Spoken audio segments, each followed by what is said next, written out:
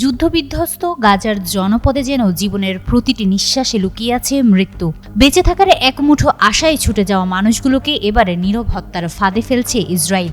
গাজায় সরকারি media office জানায়, মার্কিন ইসরায়েল সহায়তা কেন্দ্র থেকে আসা আটার বস্তায় পাওয়া গেছে ভয়ঙ্কর মাদক অক্সিকোডন, যা সাধারণত ক্যান্সার রোগীদের তীব্র ব্যথা কমাতে ব্যবহৃত হয়। তবে এই ওষুধ অতিমাত্রায় আসক্তিকর এবং প্রাণঘাতী। এটি খেলে শ্বাসকষ্ট, মানসিক বিভ্রান্তি, এমনকি মৃত্যু পর্যন্ত হতে পারে।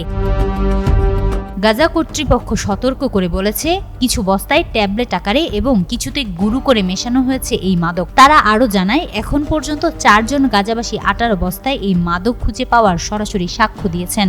সামাজিক মাধ্যমে ইতোমধ্যে ছড়িয়ে পড়েছে এমন বেশ কিছু ছবি, যেখানে স্পষ্ট দেখা গেছে আটার ভেতর থেকে বের হওয়া ট্যাবলেট। গাজার ফার্মাসিস্ট ওমর হামাদ বলেন, এটি গণহত্যার সবচেয়ে ঘৃণ্য রূপ।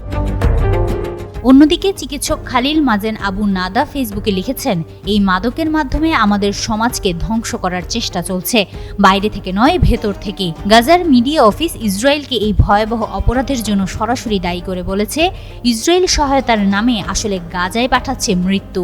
এটি কোনো সাহায্য নয়, এটি একটি পরিকল্পিত ফাঁদ।